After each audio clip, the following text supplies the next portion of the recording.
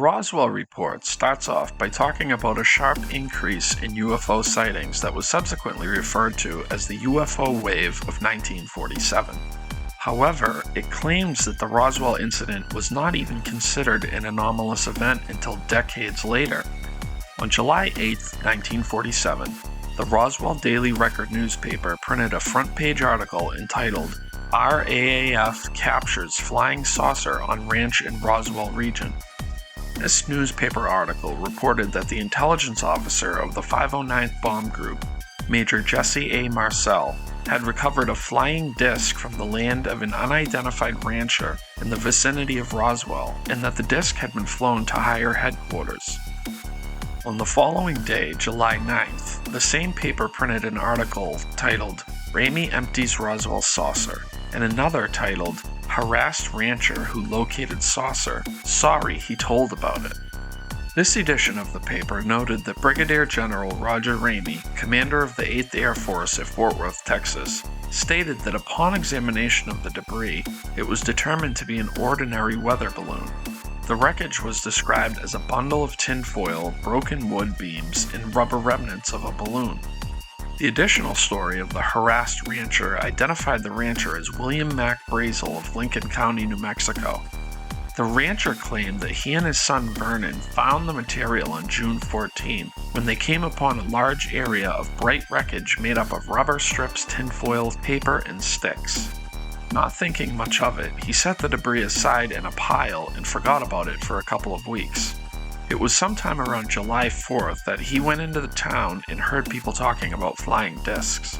This made him wonder if what he had found could have been the remnants of one of these.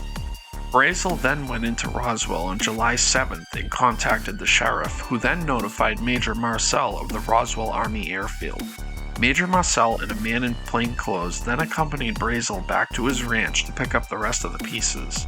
The newspaper describes Brazel's account of the material. "It might have been as large as a tabletop," said Brazel. "The balloon which held it up, if that's how it worked, must have been about 12 feet long. The rubber was smoky gray in color and scattered over an area about 200 yards in diameter.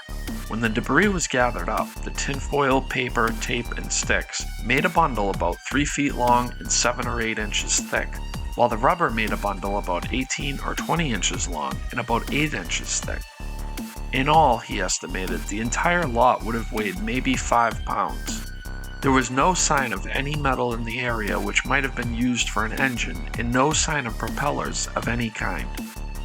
There were no words to be found anywhere on the instrument, although there were letters on some of the parts. Considerable Scotch tape and some tape with flowers printed on it had been used in the construction. No string or wire were to be found, but there were some eyelets in the paper to indicate that some sort of attachment may have been used. Brazel said that he had previously found 2 weather balloons on the ranch, but that what he found this time did not in any way resemble either of these. After the second press conference, there was no interest in the Roswell Incident until 1978, when a tabloid newspaper, the National Enquirer, revived the story by running an article about the crash.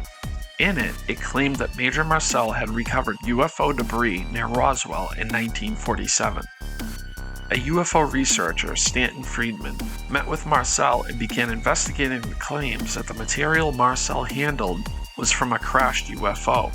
Similarly, 2 authors, William Moore and Charles Berlitz, also engaged in research which led them to publish a book called The Roswell Incident in 1980. In this book, they reported that they interviewed a number of people who claimed to have been present in Roswell in 1947 and professed to be either first-hand or second-hand witnesses to strange events that supposedly occurred. Since the 1978 to 1980 period of renewed interest in the Roswell Incident, other UFO researchers, most notably Donald Schmitt and Kevin Randall, claimed to have located and interviewed even more people with supposed knowledge of unusual happenings at Roswell. These included both civilian and former military members. The Roswell Report then mentions the television show Unsolved Mysteries and how they devoted a large portion of one show that aired in 1989 to a recreation of the supposed Roswell events. It also alludes to the many additional articles, books, and shows that have suggested that the Roswell incident was actually the crash of a UFO, and that the US government recovered it and has been covering up this fact from the American public since 1947 using a combination of disinformation, ridicule, and threats of bodily harm to do so. In the report, the US Air Force says that they, quote, bear the brunt of these accusations. It describes the several major variations of the Roswell story. For example, it was originally reported that there was only recovery of debris from one site. This has since grown from a minimal amount of debris recovered from a small area to airplane loads of debris from multiple huge debris fields. Likewise, the relative simple description of sticks, paper, tape, and tinfoil has since grown to exotic materials with hieroglyphics and fiber optic-like materials. Most versions now claim that there were 2 crash sites where debris was recovered, along with bodies of extraterrestrial aliens. The number of these alien bodies that were recovered also vary. These claims are further complicated by the fact that UFO researchers are not in exact agreement as to where these recovery sites were located, or even the dates of the alleged crashes. Consistently, however, the Army Air Force was said to have secured the sites, recovered all the material, kept locals away, and returned the recovered wreckage and bodies to Roswell under extremely tight security for further processing. Once back at the base, it's generally alleged that special measures were taken to notify higher headquarters and arrangements made to have recovered materials shipped to other locations for analysis. Most of the Roswell stories that contain the recovery of alien bodies show them being shipped to Wright Field. Once the material and bodies arrived for further analysis, the government and the Army Air Force engaged in covering up all information relating to the alleged crash and recovery. This includes the use of security oaths, coercion, and even death threats. This, as theorized by some UFO proponents, has allowed the government to hide the fact that there is intelligent extraterrestrial life from the American public for 47 years. It also allegedly allowed the US government to exploit recovered materials by reverse engineering them, ultimately providing such breakthroughs as fiber optic and stealth technology. The death threats, security oaths, and other forms of coercion alleged to have been administered by the Army Air Force personnel have apparently not been very effective, as several hundred people have come forward without harm claiming some knowledge of the Roswell incident. The Roswell Report then attempts to poke holes in the pro-UFO narrative by pointing out that most of the claims have been made many years and decades after the actual crash, and that there has been no official documentary evidence of any kind that supports the claims of those who allege something unusual happened. The report then goes on to talk about the way the investigation was conducted, primarily detailing the quite massive search for documents across all of the departments under the control of the Air Force. The Air Force leadership intended to ensure that there were no hidden or overlooked files that might relate to the Roswell incident that may go undetected. Searches were directed at current offices where special or unusual projects might be carried out, as well as historical organizations, archives, and record centers over which the Air Force exerted some degree of control. The official researchers did not, however, search through U.S. Army historic records or any other records that are not in direct control of the Air Force. Also, for this report, it was determined that no specific attempt would be made to individually refute the numerous claims made in the various publications. Many of these claims appear to be hearsay, undocumented, taken out of context, self-serving, or otherwise dubious. Additionally, many of the authors are not even in agreement over certain aspects of the various claims. Most notable of the confusing and now ever-changing claims is the controversy over the dates of the alleged incident, the exact locations of the debris, and the extent of the wreckage. Next, the report talks about how the researchers attempted to interview several people that were still living who could possibly answer questions generated by the research. In order to counter future arguments that people interviewed were still covering up material because of prior security oaths, the interviewees were provided with authorization from the appropriate Air Force authority that would officially allow discussion of classified information, if applicable, or free them from any prior restriction in discussing the matter, if such existed. One person that it was agreed should be interviewed was Lieutenant Colonel Sheridan Cavett, U.S. Air Force retired, who is the last living member of the 3 people universally acknowledged to have made the trip to the Foster Ranch to recover material. The report explained that if the Air Force had recovered some type of extraterrestrial spacecraft and/or bodies and was exploiting this for scientific and technology purposes, then such a program would be operated as a special access program. The researchers in charge of the investigation contacted the administrators of the Central Office for all Air Force special access programs. People in charge categorically stated that no such special access programs exist that pertain to extraterrestrial spacecraft and/or aliens. Likewise, the Secretary of the Air Force and the Chief of Staff, who head the Special Program Oversight Committee, which oversees all sensitive programs in the Air Force, had no knowledge of the existence of any such program involving or relating to the events at Roswell or the alleged technology that supposedly resulted therefrom.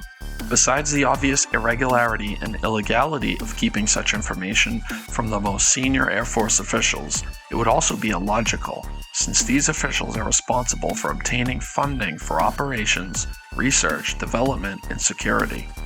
Without funding, such a program, operation, or organization could not exist.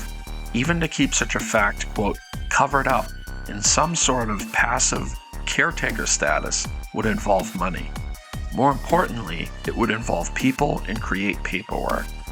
The report indicates that the search queries generated negative responses from all recipients. All offices reported that they had no information that would explain the Roswell incident.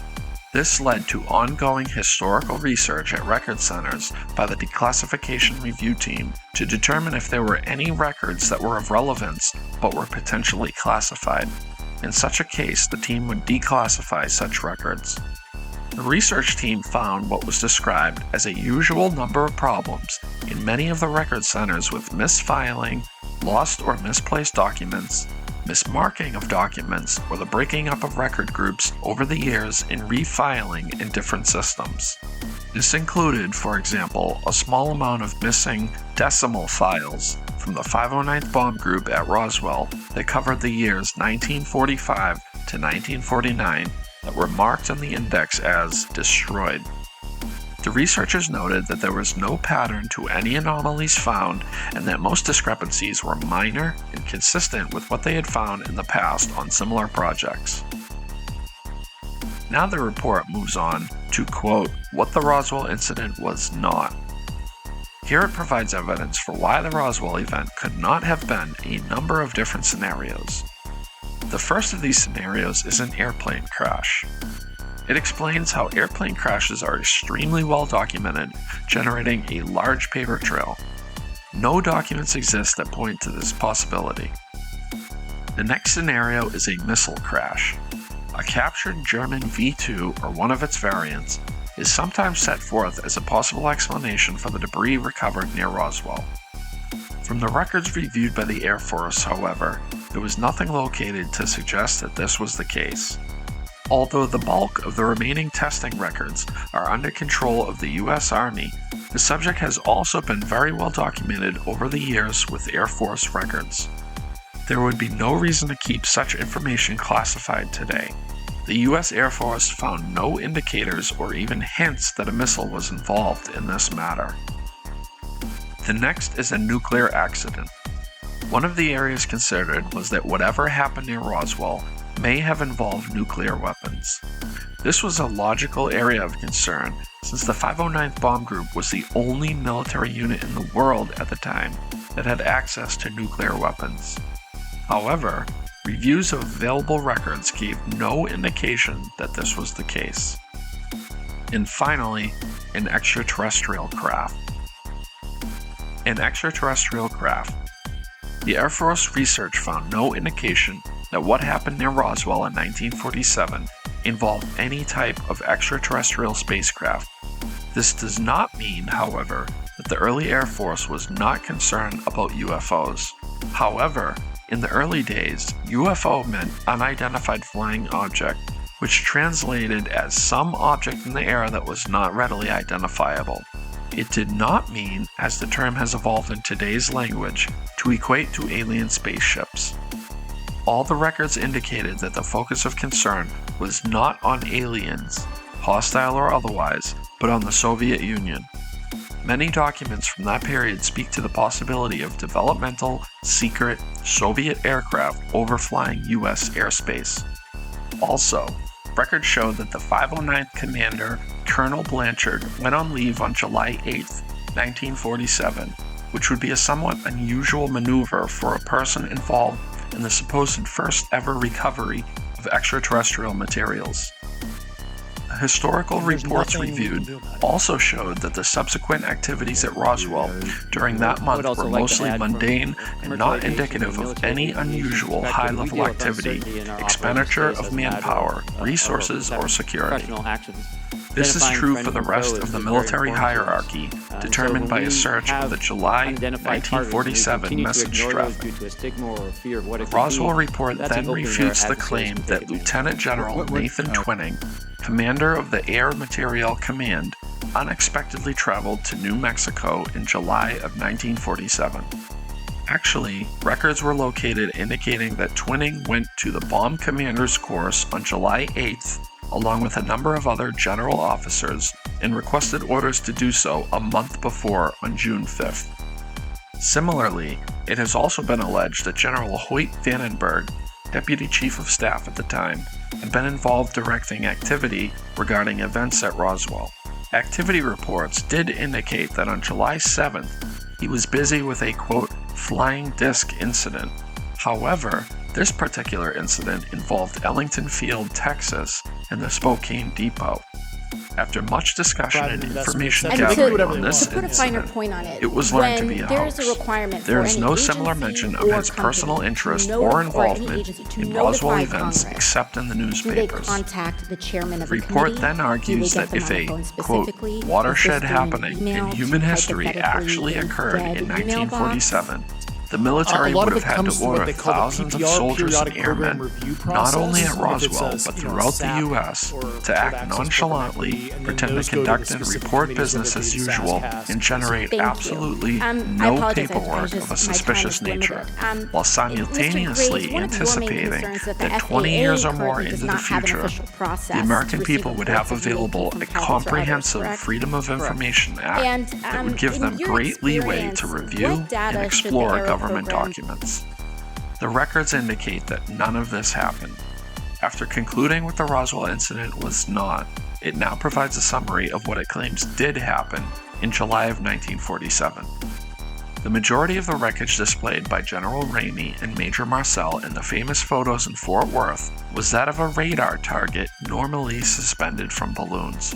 This radar target was consistent with the description of the July 9th newspaper article which discussed, quote, tinfoil, paper, tape, and sticks. It was also consistent with the later affidavit of Jesse A. Marcel, M.D., who is the son of the late Major Jesse Marcel. The junior Marcel was 11 years old at the time of the incident. His May 6, 1991 affidavit describes 3 categories of debris: a thick, foil-like metallic gray substance, a brittle, brownish-black plastic-like material, and there were fragments of what appeared to be I-beams. On the inner surface of the I-beam, there appeared to be a type of writing. This writing was a purple-violet hue, and it had an embossed appearance. The figures were composed of curved, geometric shapes. It had no resemblance to Russian, Japanese, or any other foreign language. It resembled hieroglyphics, but it had no animal-like characters. Also compare the photographed debris to the description of Loretta Proctor, who was a former neighbor of rancher Mac Brazel who found the debris. Her May 5, 1991 affidavit says, quote, Brazel came to my ranch and showed my husband and me a piece of material he said came from a large pile of debris on the property he managed. The piece he brought was brown in color, similar to plastic. Max said the other material on the property looked like aluminum foil. It was very flexible and wouldn't crush or burn. There was also something he described as tape which had printing on it. The color of the printing was a shade of purple. The report goes on to list other people that made affidavits describing similar material. The researchers now describe their interview with Sheridan Cabot, the retired lieutenant colonel that was one of the original people to collect the debris material. He related that he had been contacted on numerous occasions by UFO researchers and had willingly talked with many of them. However, he felt that he had oftentimes been misrepresented or had his comments taken out of context so that their true meaning was distorted. He stated unequivocally, however, that the material he recovered consisted of a reflective sort of material like aluminum foil and some thin bamboo-like sticks. He thought at the time, and continues to do so today, that what he found was a weather balloon and has told other private researchers that. He also reviewed the famous Ramey Marcel photograph that was featured in the Roswell Daily Record on July 9th of the wreckage taken to Fort Worth. UFO researchers often claim that the real debris was switched and the remnants of a balloon substituted for it. The retired lieutenant colonel identified the materials depicted in those photos as consistent with the material that he recovered from the ranch. The researchers also interviewed the weather officer that was on duty when the Roswell debris was sent to Fort Worth, Texas in July 1947.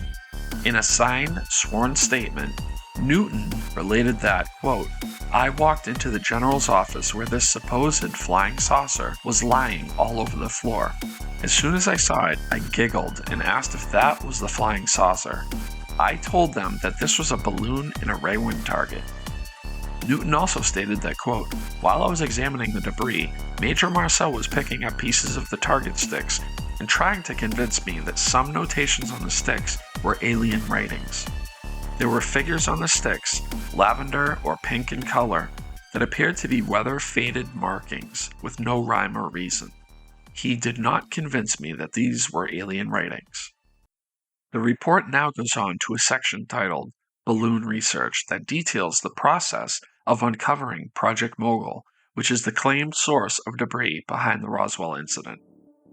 Project Mogul was then a sensitive classified project whose purpose was to determine the state of Soviet nuclear weapons research. This was in response to serious concern within the US government about the Soviets' ability to develop a weaponized atomic device. Because the Soviet Union's borders were closed, the US government sought to develop a long-range nuclear explosion detection capability. The goal of the project was to develop a system of constant altitude balloons equipped with acoustical monitoring hardware that would be deployed at high altitude to listen for the characteristic acoustic signatures of a nuclear detonation. The goal was to see how far along the Soviets were in their nuclear weapons research. There were various Mogul balloons launched from the nearby Alamogordo Army Airfield during the same time the Roswell debris was discovered. At least one of these balloons was lost and never recovered. The Project Mogul balloon explanation also accounts for another aspect of the common pro-UFO narrative, particularly the accounts of people seeing I-beams covered in strange purple hieroglyphic-like writing. Some of the early developmental radar targets for the Mogul balloons were manufactured by a toy or novelty company. These targets were made up of aluminum foil or foil-backed paper and balsa wood beams that were coated in an Elmer's-type glue to enhance their durability. Many of them were also fabricated using a purplish-pink tape with flower and heart symbols on it. This was a result of material shortages caused by the war effort. The report mentions efforts that were made to analyze the photo of Marcel and Ramey holding the debris that was featured in the Roswell Daily Record on July 9th. This photo pictured Ramey with a folded document in one hand. In one of the photos, there was a barely visible text on the document. In an effort to possibly read the text for clues into the nature of the document, it was sent to a national-level organization for digitizing and subsequent photo interpretation and analysis.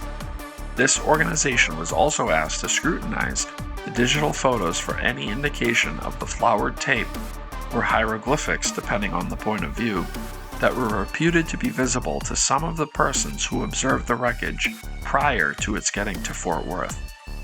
This organization reported on July 20th, 1994, that even after digitizing, the photos were of insufficient quality to visualize either of the details sought for analysis. Now for the conclusion of the report. The Air Force research did not locate or develop any information that indicates that the Roswell incident was a UFO event.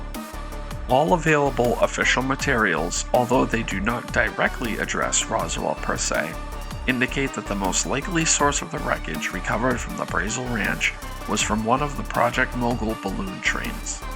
It seems that there was overreaction by Colonel Blanchard and Major Marcel in originally reporting that a, quote, flying disc had been recovered. At that time, nobody knew for sure what the term meant, since it had only been in use for a number of weeks. Likewise, there was no indication in official records from the period that there was heightened military operational or security activity which would have been generated if this was, in fact, the first recovery of materials and/or persons from another world. The post-war U.S. military, or today's military for that matter, did not have the capability to rapidly identify, recover, coordinate, cover up, and quickly minimize public scrutiny of such an event. The claim that they did so without leaving even a little bit of a suspicious paper trail for many decades is incredible. It is recommended that this document serve as the final Air Force report related to the Roswell matter.